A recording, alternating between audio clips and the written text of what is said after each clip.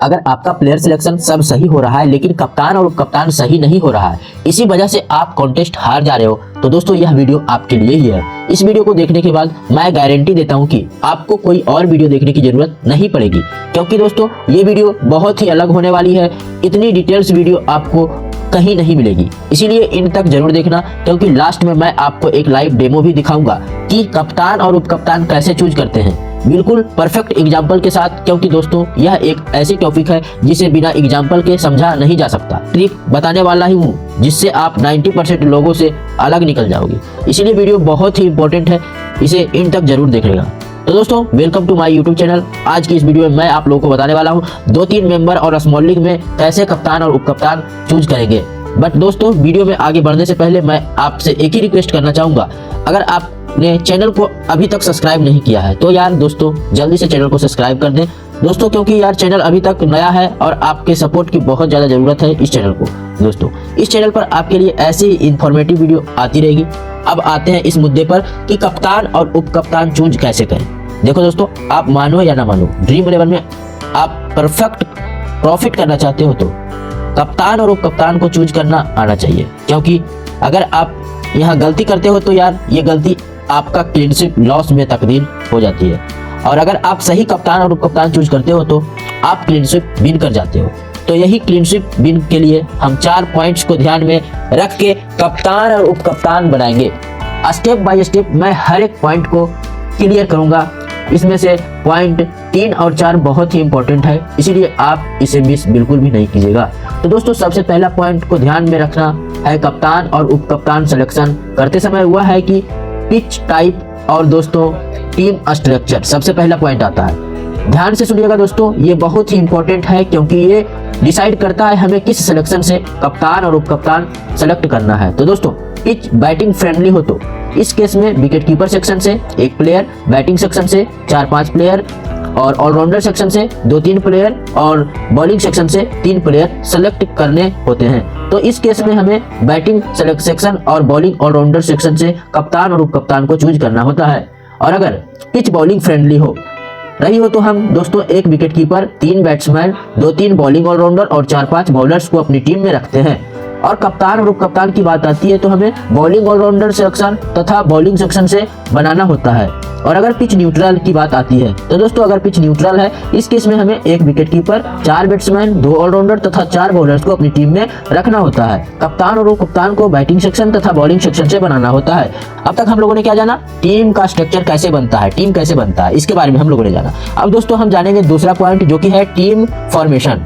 देखो दोस्तों, हमेशा कप्तान और उप कप्तान सेलेक्ट करने से पहले हमें ध्यान देना है कि हम सही टीम बनाए हैं कि नहीं, मतलब हम अपनी टीम में important player plus Trump player को रखे हैं या नहीं, तथा ये हमारे टीम में होने ही चाहिए Trump player plus important players. अगर आपको ट्रम्प प्लेयर चूज करना नहीं आता है, टीम बनाना नहीं आता है, तो उसका वीडियो के लिंक डिस्क्रिप्शन बॉक्स में मिल जाएगा, आप वहां पे जाकर देख सकते हो। अब दोस्तों इस वीडियो में मैं आपको एक ऐसा सीक्रेट बताने वाला हूँ जिसे जानने के बाद आपका स्मॉल लीग और 3-4 मेंबर वाले कॉन्टेस्ट में गारंटेड प्रॉफिट होगा, और आपको स्मॉल लीग में कप्तान और उप कप्तान चूज करने में कोई दिक्कत भी नहीं होगी।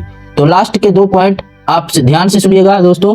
इसके बाद मैं आपको लाइव टीम बना के भी बताऊंगा कि कैसे कप्तान और उप कप्तान का सिलेक्शन किया जाता है। बट दोस्तों अगर आपने अभी तक चैनल को सब्सक्राइब नहीं किया है तो दोस्तों जल्दी से सब्सक्राइब कर दो, और अगर वीडियो अच्छी लग रही है तो वीडियो को लाइक भी कर सकते हो।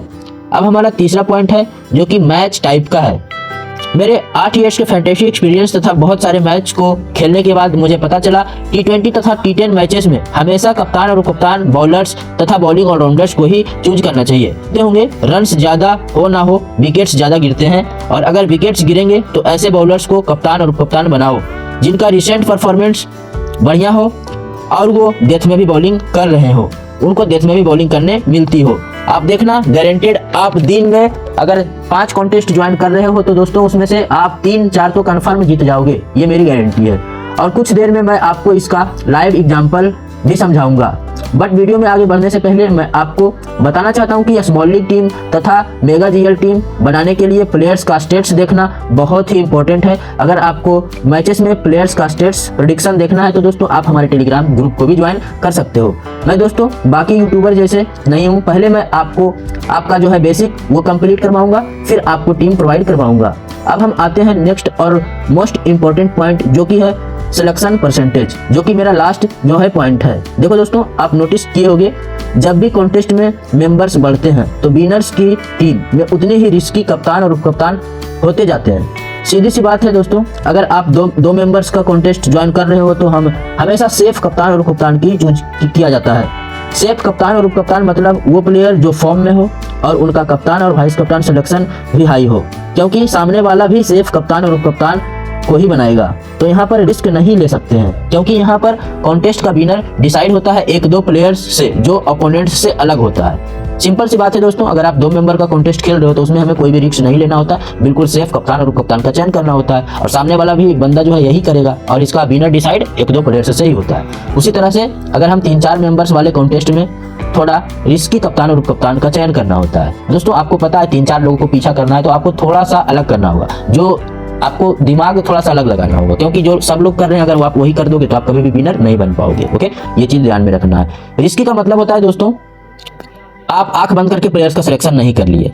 दोस्तों रिस्की का मतलब वो हुआ कि जैसे कि कोई भी बॉलर्स है, उसको 1-2 मैचेस में विकेट नहीं मिला है और वो प्रॉपर 4 ओवर T20 में बॉलिंग कर रहा है, लेकिन उसके पास क्षमता है कि वो विकेट ले सकता है। जैसे कि मान लीजिए मोहम्मद सिराज है, 1-2 मैचेस में बॉलिंग कर रहा है और विकेट नहीं मिल रहा है, तीसरा मैच में उसका सिलेक्शन कम जाएगा और वो रिस्की प्लेयर में आ जाएगा। तो ऐसे प्लेयर्स को हम रिस्की प्लेयर कहते हैं। मान लीजिए Virat Kohli out of form चल रहा है, उसका सिलेक्शन कम हो चुका है। मान लीजिए इंडिया के ही बैटर्स को रोहित शर्मा का सिलेक्शन दोस्तों कम चल रहा है, या फिर मान लीजिए ऋतुराज गायकवाड़, यशस्वी जायसवाल 2-3 मैचेस से फ्लॉप चल रहा है और उसका सिलेक्शन कम हो गया। तो दोस्तों आप उसको अपना ट्रम्प में यूज कर सकते हो कि उसके पास क्षमता है कि वो बड़ा पारी खेल सकता है। तो ऐसे प्लेयर्स को हम ट्रम्प प्लेयर कहते हैं। मुझे पता है कि आप अभी तक बोर हो गए होंगे, तो दोस्तों अब मैं आपको चलते हैं एक टीम बनाते हैं और उसमें कप्तान और कप्तान का सिलेक्शन कर मैं आपको दिखाता हूं कि जो टीम कैसे बनाया जाता है और कप्तान और कप्तान का चयन कैसे करेंगे। दोस्तों मैंने सबसे पहले इसका पिच देखा, तो पिच बिल्कुल हरा भरा पिच है मान लीजिए, और पिच बॉलिंग को फेवर करती है, क्योंकि यहाँ पे एवरेज स्कोर 140 से 150 रन के बीच है। ये चीज आपको पता होना चाहिए, और पिच को भी आपको देखना टीम से पहले बहुत ज्यादा जरूरी होता है। तो दोस्तों बॉलिंग पिच का स्ट्रक्चर मेरा था, विकेट कीपर सेक्शन से 1 प्लेयर, बैटिंग सेक्शन से 3 प्लेयर, ऑलराउंडर सेक्शन से 4 प्लेयर और बॉलिंग सेक्शन से 3 प्लेयर को हमें पिक करना है। तो ये स्ट्रक्चर मेरा था। तो भाई अब हम दोस्तों, मैंने सारे प्लेयर्स का स्टेट्स को देखा, मैंने जब है सारे प्लेयर्स को स्टेट्स को देखा, एनालिसिस किया, एनालिसिस करने के बाद मैंने जो है प्लेयर्स का चयन किया और मेरा जो है एक टीम बिल्कुल तैयार हो गया। मैंने टीम को तैयार कर लिया है। अब कप्तान और वाइस कप्तान की बात आती है, तो मैंने आपको थर्ड पॉइंट में बोला था कि T10 और T20 मैचेस में बॉलर्स और बॉलिंग ऑलराउंडर्स में से ही कप्तान और उप कप्तान बनाना है। अगर पिच बॉलर्स को सपोर्ट करती है और वहां पे एवरेज स्कोर 140 से 150 के बीच है तो इसी को ध्यान में रखकर मैंने बॉलर्स और बॉलिंग ऑलराउंडर्स को कप्तान और उप कप्तान बना दिया है, आप देख सकते हो। और दोस्तों अब हमारा जो टीम है वो बिल्कुल जो है रेडी हो चुका है और इस टीम से हम कॉन्टेस्ट को ज्वाइन कर सकते हैं। तो दोस्तों इस वीडियो को देखने के बाद आपको पता चल गया होगा कि कप्तान और उप कप्तान का सिलेक्शन कैसे किया जाता है अपने स्मॉल लीग टीम में। इस गेम में टीम बनाना बहुत ही आसान है, इसलिए आपको आदत भी लग सकती है। कृपया इसे अपनी जिम्मेदारी और समझदारी के साथ खेलें, क्योंकि यहाँ पर आपका समय और पैसा दोनों लग रहा है। Thank you.